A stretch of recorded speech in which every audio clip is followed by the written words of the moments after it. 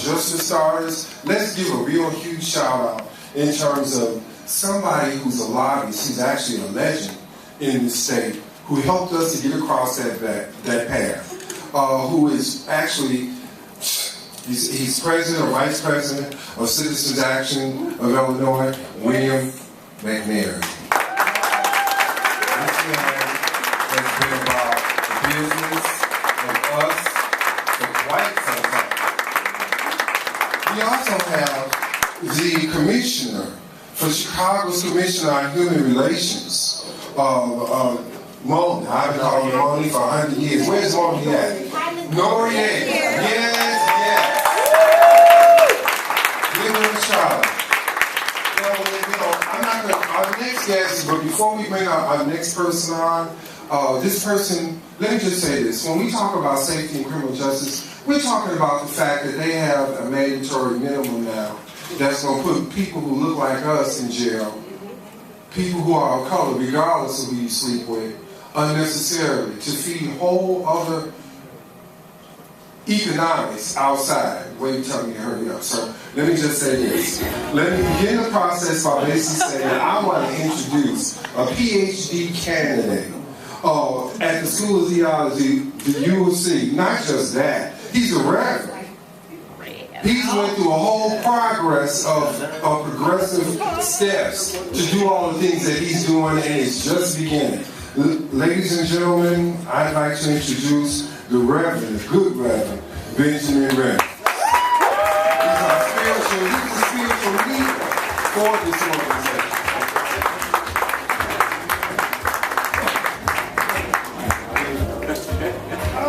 Good evening, brothers and sisters.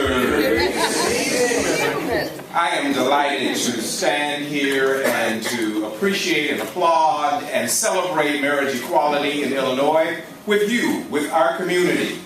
And this really does feel like family, so let's just give ourselves a big hand. And before I talk a little bit about my work with the campaign, I think it's important for us to acknowledge our field director, Keron Blair. Keron, where are you? Come on, Keron. Keron has done a tremendous job in leading this campaign and doing the field work, the actual work that it took to make this campaign possible. And I just really appreciate him. I came to know him in this work, and I have appreciated him and loved him as a brother. And so I had a wonderful opportunity to serve as faith director for the campaign, which meant that I was hired to be an outreach, particularly to the African American community, to raise voices, to identify voices amongst clergy who are pro-marriage equality. And that was important because, as it's already been mentioned, the voices of the past were sort of saying that, black folks were against marriage equality, and we needed to send a different message that black folks are not monolithic on this issue. And so in order to do that, we were able to go out and get support from clergy within our community, not only LGBT clergy, but also allies who were very, very supportive. And there are a number of them. I will not take time to go through all of those names, but I would like to mention the names of those who are actually in the room tonight. And let me say that all of our work was done based upon the fact that we stood on the shoulders of others who were willing to put their lives, their livelihood, their churches, their positions on the line to stand up for us for marriage equality. And so I'd like to mention that Kevin Tyndale is one of the ministers.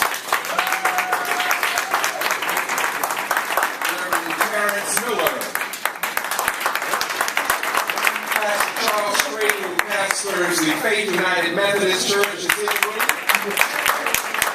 And Brenda Lee is not in the room. She intended to be here tonight, but she is not feeling well. She and her partner, S. Lee, were really, really instrumental part of this campaign. So I'd like to acknowledge in her absence Brenda Lee. I hope that I am not missing anybody in this room. I do want to send a special shout out to Pastor Jamie Frazier. It's important because Pastor Frazier is the pastor of the Lighthouse Church of Chicago, and it is a group of individuals who are organizing and meeting on Thursday nights at the Glessner Museum at 18th and Prairie, and would welcome any of us who are looking for a community to worship with.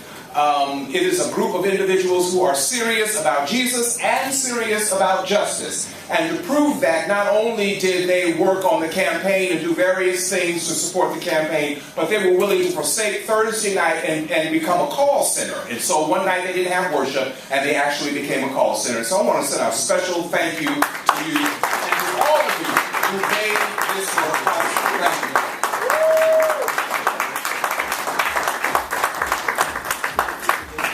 I want to thank the good Reverend.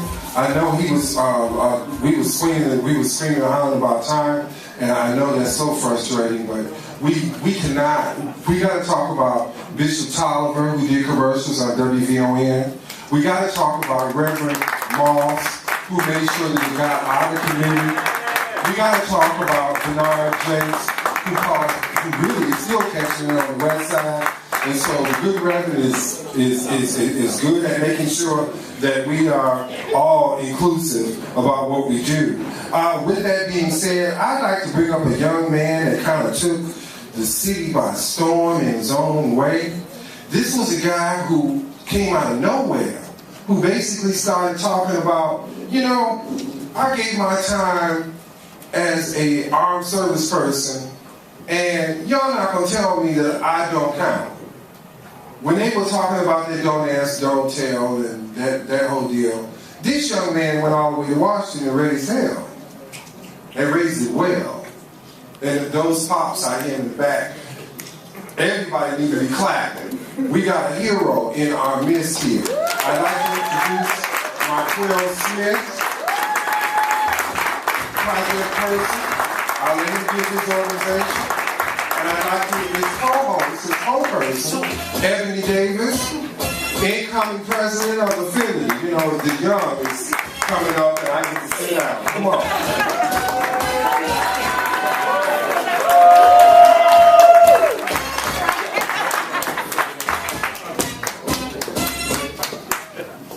I had a couple of legs. Michael's good. Thank you, Michael, for that kind introduction. Ebonie is our co-host here, but actually I have some breaking news. I don't like this microphone, it makes me a little nervous. So I have some breaking news. I don't know, many of you may know Renita Grant and her partner, Patricia Ewart. I may be screwing up her last name, please forgive me. There's breaking news that they actually just got their marriage license today. So the courts have actually approved it. So what that means, I don't know. It was in the Tribune. And I'm gave me the great news. So they don't have to wait till June. They don't have to wait till June. So I think all y'all should line up and already get married. But my role here, and Ebonie, if you'd like to say anything, I want to please open you to do so, because you're cute. I'm cute. Thank you, Marquell. And smart. And smart. Thank you so much. Well, as women. I would like to thank everyone for coming here this evening.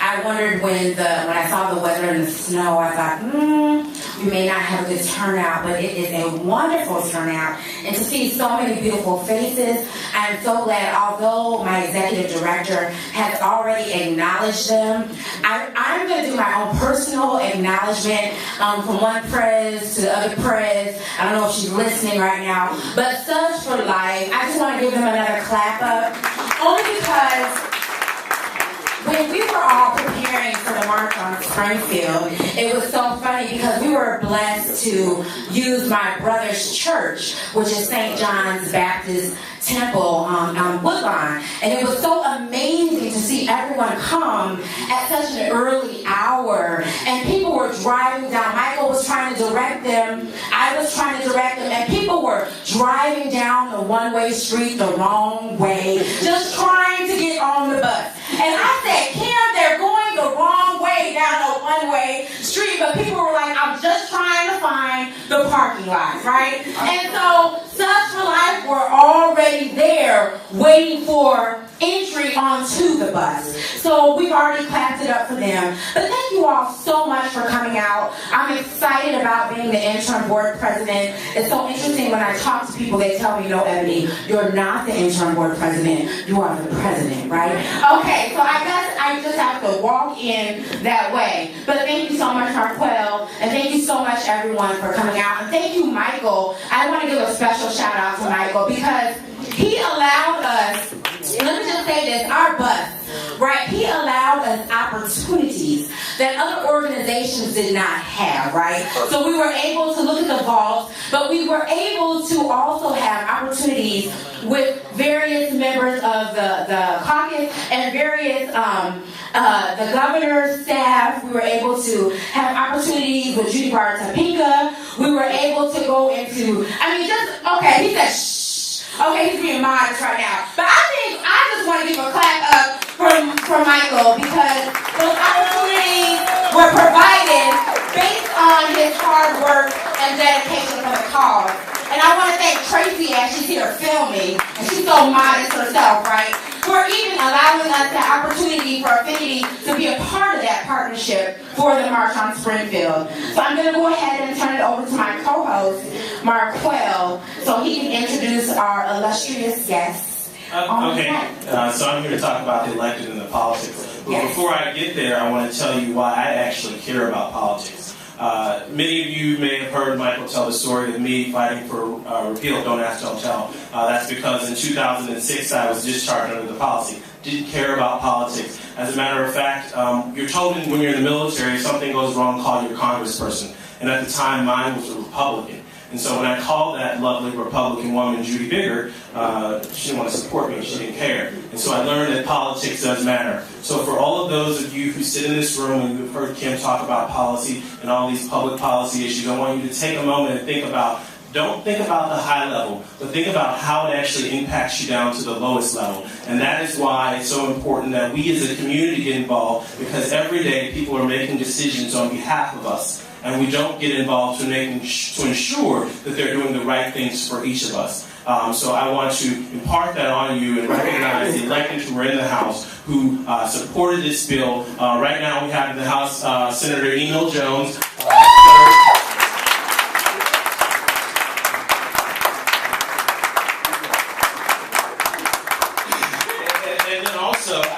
Representative Ken Dunkin is not here, but I want to give a special shout out to Ken Dunkin because he was the lead co-sponsor of this bill. Ken Dunkin actually sponsored the bus that we took down to Springfield on the day marriage equality passed, so I want to give him the credit for that. And the last and final thing I'll say to you is that I'm also the founder of this organization called the Inclusive Community Project. It's a statewide PAC that works within communities of color to advocate for LGBT issues. And why is that important? Because as I talk about that elected process, we need to make sure that we're electing people that support our issues. And so as you think about this, you think about Senator Emil Jones, you think about the Ken Dunkins of the world, and many more African American legislators who took this vote. They will not only need us to support them through fund financial resources. They're going to need people to knock doors. They're going to need people to donate money, and they need to ensure that we need to ensure that they win the re-election. So if there's anything that I can impart on you, it's to say take care of those who have taken care of us. Yes. And that is all my final remarks. Thank you guys for listening. Thank you.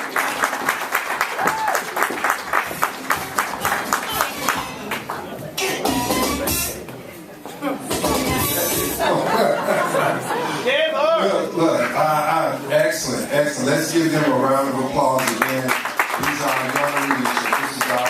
This is our future. These are the people who help us to move forward. And they know it, and that's a good thing. That's a great thing.